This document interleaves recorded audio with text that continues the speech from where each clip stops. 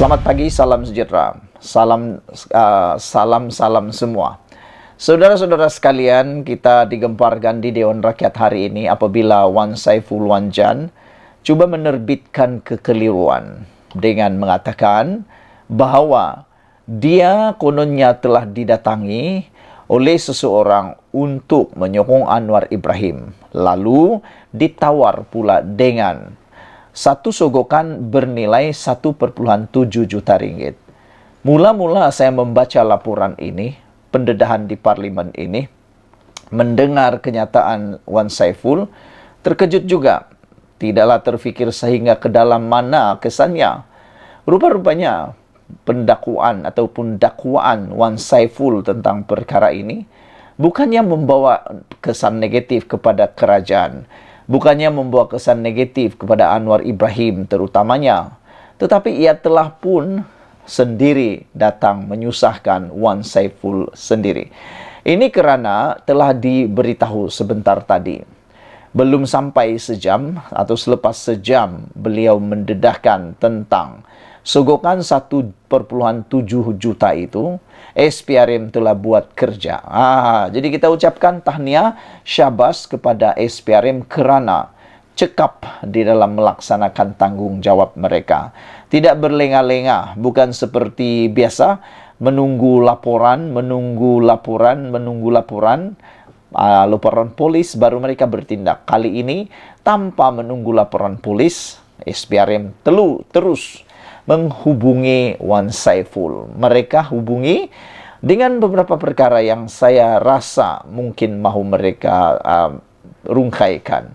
Mungkin pertama ialah siapa orang yang mendatangi Wan Saiful itu untuk mahu memancing, kononnya untuk menyokong Anwar Ibrahim. Dan duit 1,7 juta itu, yang mana Wan Saiful nyatakan kononnya daripada digunakan untuk memancing ahli parlimen, lebih baik digunakan untuk kebajikan rakyat.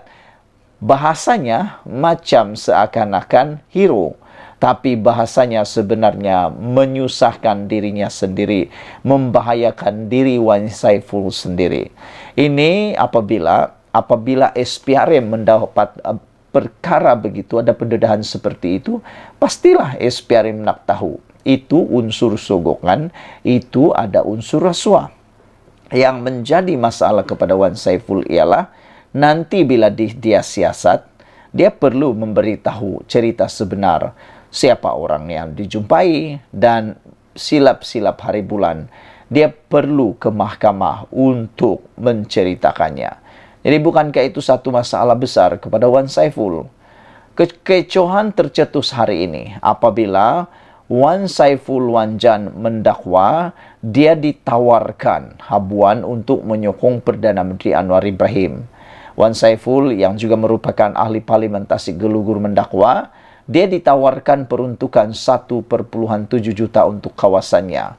Tetapi apa yang menarik saudara-saudara sekalian ialah apabila beberapa netizen atau kita cakap berpuluh-puluh netizen dalam ruangan komen di channel saya, di konten berita-berita yang lain, mereka bertanya, apa pentingnya Anwar Ibrahim mau dapatkan sokongan daripada Wan Saiful?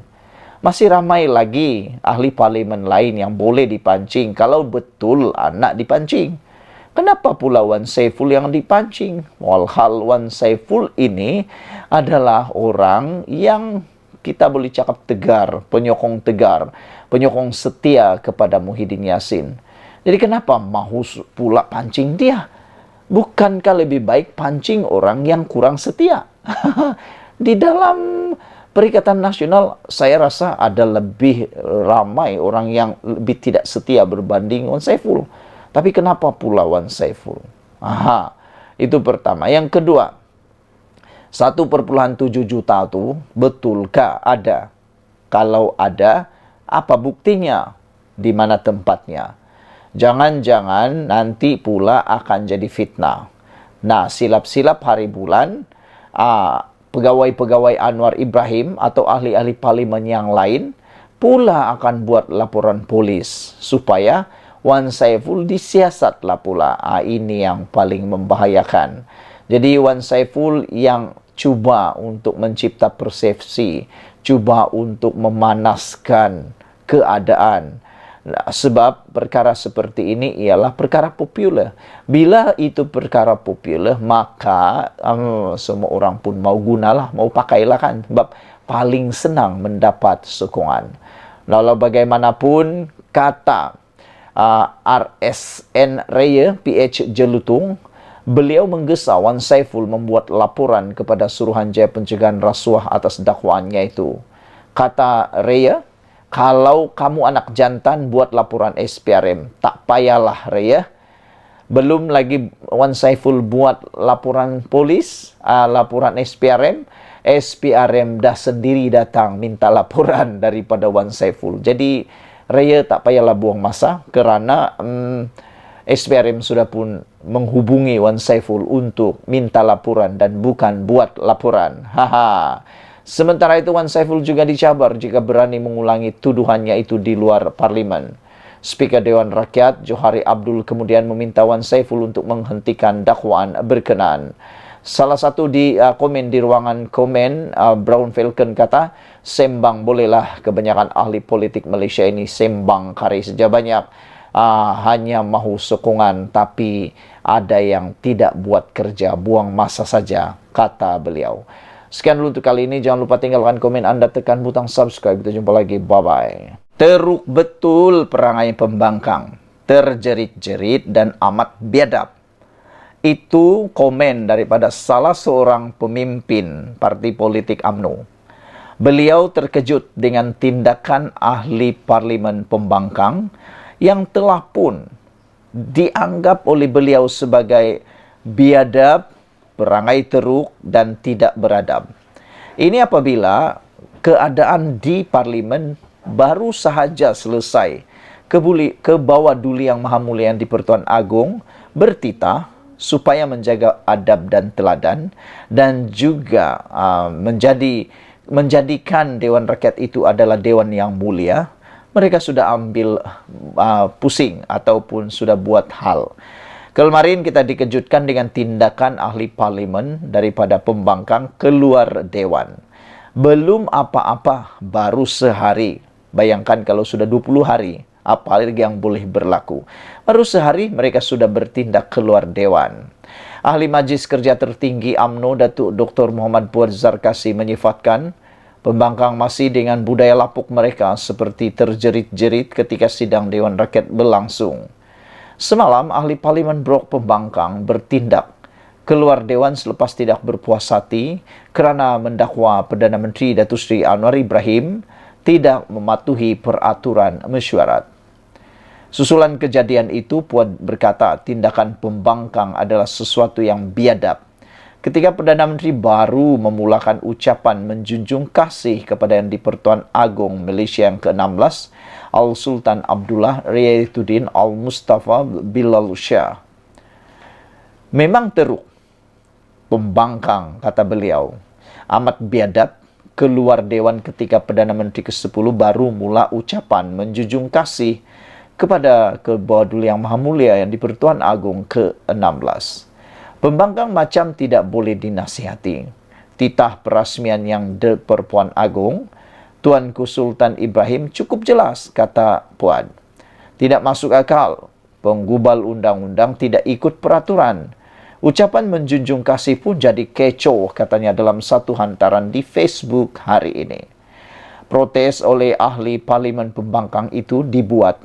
Susulan Yang di-Pertua Dewan Rakyat Tan Sri Johari Abdul membenarkan Anwar yang juga ahli parlimen Tambun untuk menyampaikan penerangan menteri berkaitan ucapan tahniah dan ikrar taat setia kepada Yang di-Pertuan Agong Sultan Ibrahim dan ucapan terima kasih kepada Sultan Pahang Al-Sultan Abdullah. Menurut Ketua Pembangkang Datuk Seri Hamzah Zainuddin, tindakan Anwar memberikan penerangan tersebut di tengah-tengah sesi perbahasan titah diraja adalah menyalahgunakan sokongan majoriti yang dimiliki oleh kerajaan. Mengulas lanjut, Puad yang juga bekas ahli parlimen Batu Pahat berkata, kerajaan membawa usul menggunakan peraturan 14 dalam kurungan 2. ia diundi. Masalahnya pembangkang masih dengan budaya lapuk. Terjerit-jerit, kata-kata kesat dan mencela tidak ikut peraturan, dianggap hero dan berprestasi tinggi.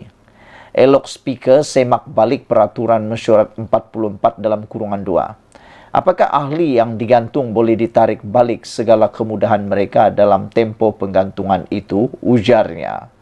Dalam pada itu, Puat juga mengimbas kembali tentang penggantungan ahli parlimen yang pernah berlaku sebelum ini. Gobind Singh Dio Puchong dan Fong Poh Kuan Batu Gajah pernah digantung lama dan hilang segala kemudahan ahli parlimen mereka. Gobind dapat balik gaji dia atas perintah Mahkamah Persekutuan. Elok peraturan ini dikaji semula. Jangan bazir duit pembayar rakyat. Hadir parlimen hanya buat kecoh. Bidas beliau lagi. Saudara-saudara sekalian, pembangkang juga dianggap derhaka kepada Agong, tidak beri laluan Perdana Menteri ucap tahniah dan taat setia. Itu adalah satu lagi laporan yang dipetik daripada Harapan Daily. Saudara-saudara sekalian, satu perkara yang kita tertarik dengan gesaan dan juga cadangan daripada Puat ini ialah apabila dia kata kalau Speaker Dewan semak semula peraturan mesyuarat 44 dalam kurungan 2. Apakah ahli yang digantung boleh ditarik balik segala kemudahan mereka dalam tempo penggantungan itu? Kerana beliau mengambil duluan, yaitu Gobind Singh Dio dan juga ahli parlimen Batu Gajah pernah digantung lama sehingga segala kemudahan mereka sebagai ahli parlimen ditarik, termasuk gaji dan perkara-perkara lain. Bukankah itu lebih baik untuk dapat mendidik dan mengajar ahli parlimen supaya lebih berhati-hati dan menjaga adab mereka? Gobind hanya dapat balik gajinya atas perintah Mahkamah Persekutuan. Jadi kata Puan, elok peraturan ini dikaji semula. Jangan bazir duit pembayar cukai. Hadir parlimen hanya buat kecoh, merugikan, kata Puan. Sekian dulu untuk kali ini. Jangan lupa tinggalkan komen Anda, tekan butang subscribe. Kita jumpa lagi. Bye-bye.